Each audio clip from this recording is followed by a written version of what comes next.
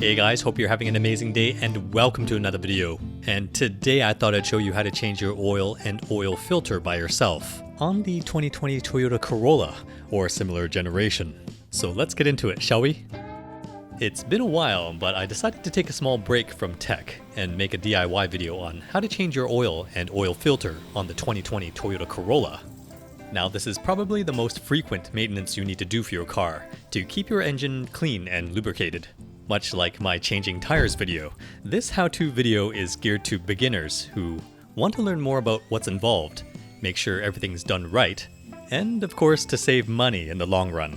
But I guarantee once you accomplish your first oil change, you'll definitely find a new confidence in yourself, appreciate the process, and hopefully the mechanics who do this every day. Now I really recommend getting a pair of car ramps, as it's easy to drive up and work safely under your car.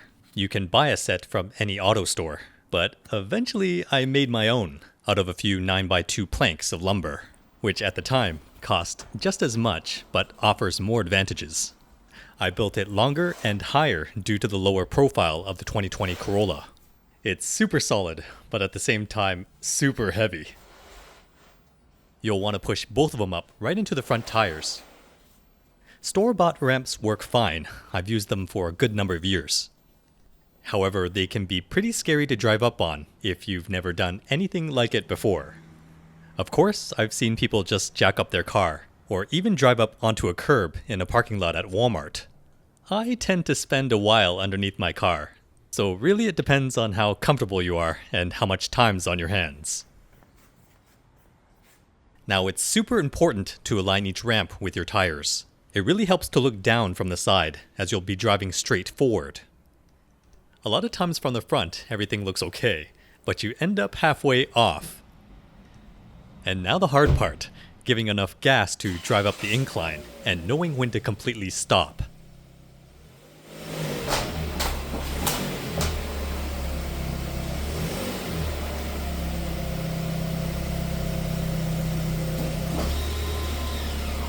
Make sure you put in park and have your parking brake on.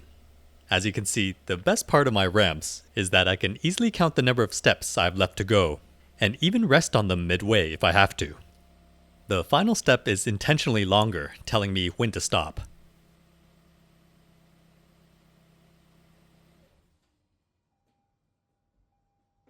Now I do suggest getting someone to help spot you if you feel uneasy about where you are.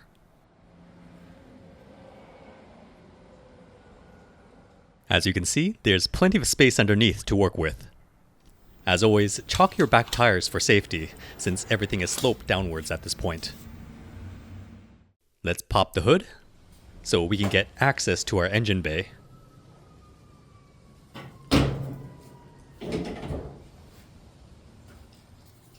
Now, usually I'll pull the dipstick out just a bit, as well as the engine oil cap, so that later when we drain the oil, it'll drain out a little bit faster.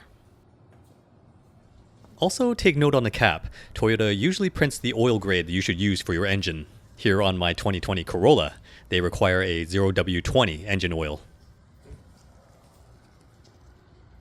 Now I'll need to prepare for the messiest part of the process. I'd say it really helps to have a big piece of cardboard around to slide underneath your car, just in case you get oil splatter, which is usually for me a 50% chance, even though I've done this so many times. Engine oil on concrete is never fun to clean up. First, there are a few things that you'll probably want to have. Disposable gloves, a roll of shop towels, which I guarantee you'll want to have around you at all times. A plastic bag to throw all your dirty stuff in. It really helps to keep organized. A socket wrench. Now depending on your socket size, you may need some adapters for your wrench. I use a size 14 socket to unscrew the oil plug. Again, this may be different for your car. Now you'll need something to catch the oil with. I have an oil drain pan, which I think I need to replace soon, as the cap on it has cracked. But this pan has been really good to me over the years, as it allows me to easily invert and pour the used oil somewhere else.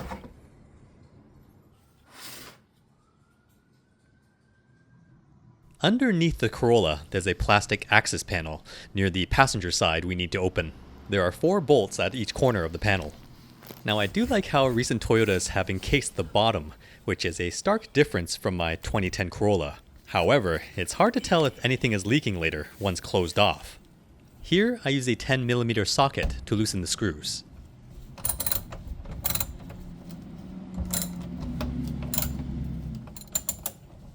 Then later unscrewing them all by hand.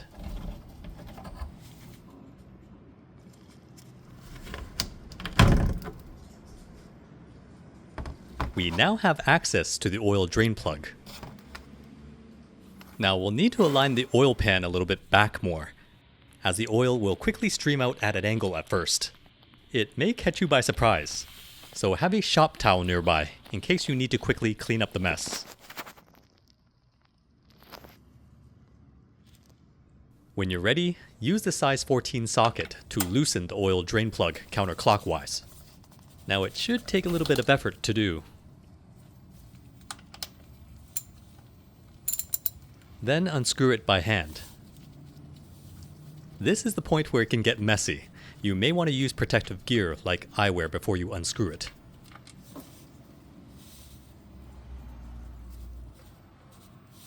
There may be a special washer that gets dislodged with the plug as well. Here it's still stuck on the oil pan. I'll explain a little bit later on what it does. Now depending on your container, watch the flow because you may need to adjust your position as the last of the oil pours out. I usually wait for it to empty as long as possible.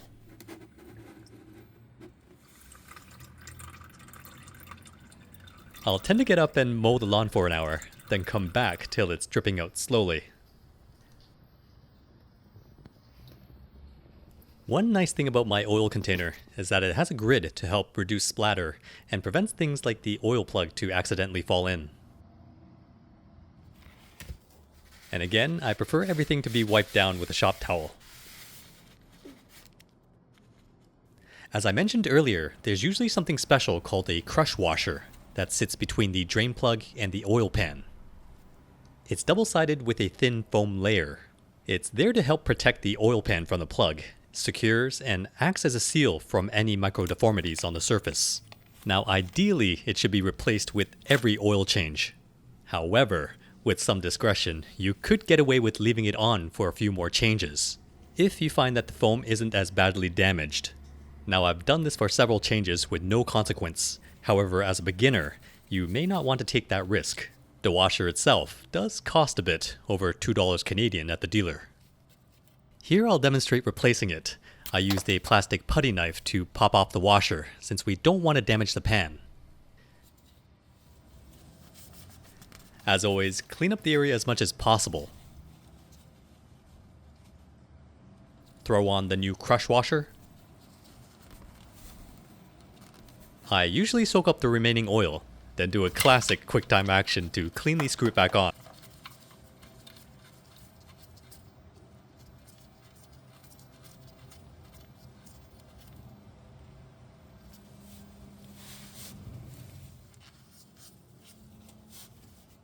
To tighten it, we don't need to overdo it or else you'll damage your pan. I've always tightened it to the point where it's snug tightly enough that there's no need to torque it any further. I hope that makes sense. If any of you guys have the official torque spec, please put it in the comments below. Now, typically when we do an oil change, it's best to change out the oil filter too, which is located just to the side. I do recommend the official Toyota oil filter, sold at the dealership, as I've had no performance issues at all with one. Of course, if you don't have a Toyota, please do your own research.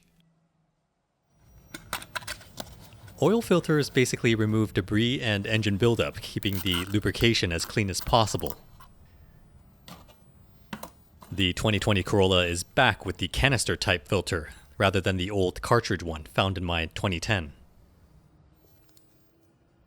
The bottom of the filter is covered with a plastic wrap that needs to be removed before we install it. The instructions on the box and the filter are pretty clear. We'll be following it exactly. To remove the old filter and install the new one, we'll need a special tool.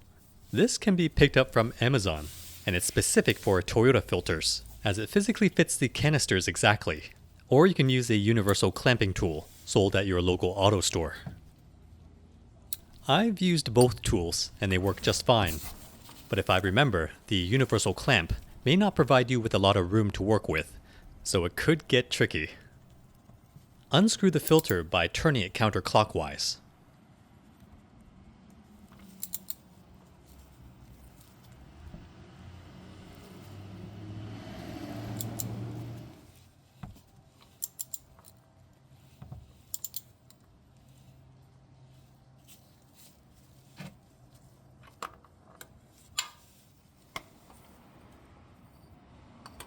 Once it loosens enough, use your hands to slowly turn it so that the trapped motor oil is released.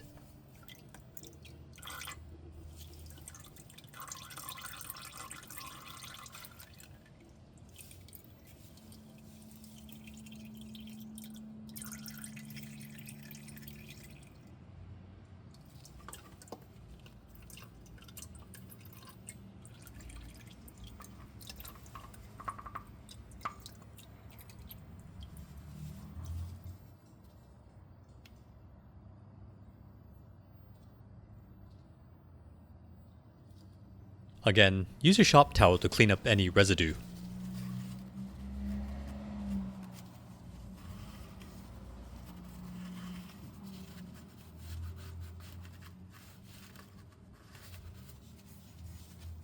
At this point, I'm going to open up a new container of 0W20 fully synthetic motor oil. It's a 5-liter container, but according to my manual, the 2020 Toyota Corolla takes only 4.2 liters. So I'll use a measuring cup to take out the difference.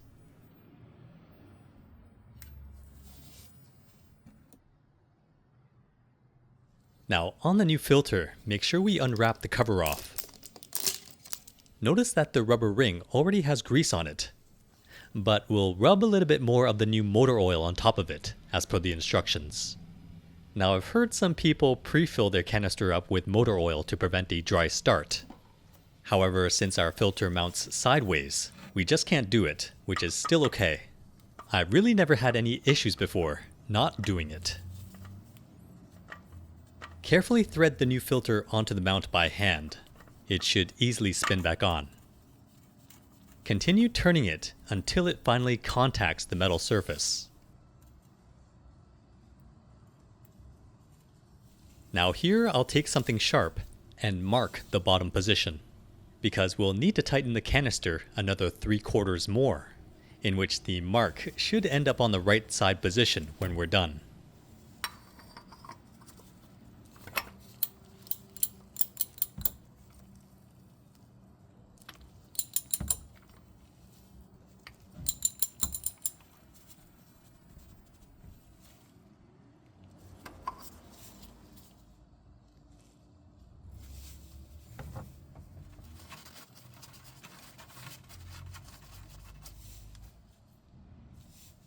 Now this has got to be the most rewarding part of the process, filling back up with new engine oil. It helps to have a dedicated oil funnel like this. It fits directly on top, designed for plenty of room to pour. Make sure you have a shop towel handy. And pour at a decent rate. Resist the urge to dump it. We don't want it to overflow. That would cause a huge mess in itself.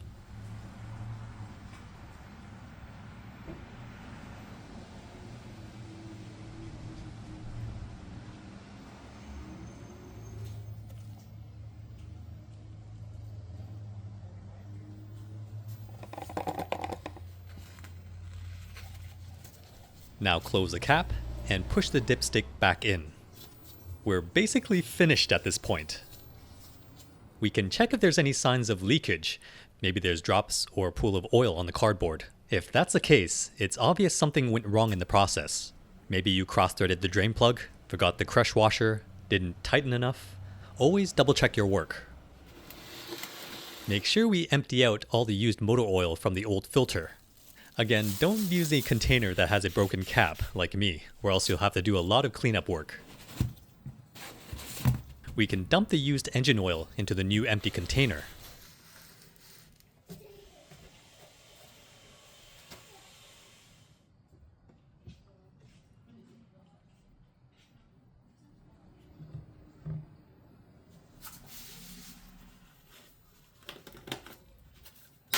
Make sure we make it obvious and label it as used, so that later we know that we can dispose of it. Usually I'll go drop it off at my local recycling center after a few more changes. Now for the remaining unused oil, I have a dedicated container so that when it fills up enough, I can probably use it for an extra oil change down the road. Once again, we can double check for major leakage by using a clean shop towel.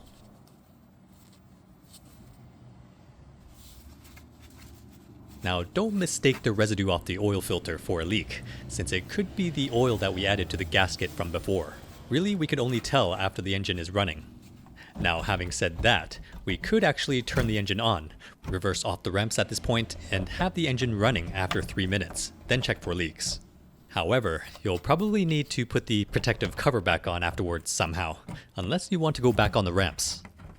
If you feel confident enough that you did everything correct, then we can just screw back on the cover now and check if there's any residue on the ground later. I believe there's holes in this cover, where if there's a leak, it will probably drop from here, but obviously it won't be noticeable right away. You'll be able to tell the next day if there's any oil on the ground, either on your driveway or your garage floor. Make sure you do your final checks inside your engine bay if you've left anything like a shop towel or a tool in there before closing up.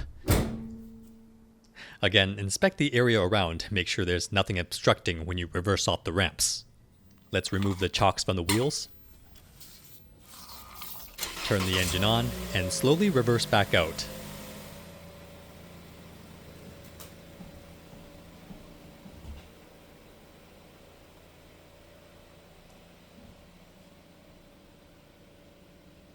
I'll usually reset the trip meter to keep track of the kilometers from this oil change. Then somewhere in the manual, I'll record the date and exact odometer readings of this service. If you were previously getting maintenance warnings, we can also clear them using the Corolla menu system.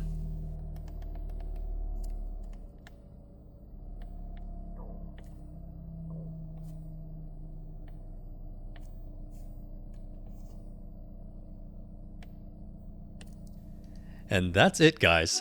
That's how I do my oil changes on the 2020 Toyota Corolla. I believe some of these concepts can be transferable to other vehicles, but I really hope this video inspires you to do your own service someday. Everyone has their own way of doing things. Hopefully we can all learn from each other. Again, I gotta put a disclaimer somewhere. Do so at your own risk. I'm not a professional. If you like this video, hit that like button. Comment below, I'd love to hear from you. And if you enjoy my content, please consider subscribing to this humble YouTube channel, as it helps me create more videos like this for you guys. Alright, cheers!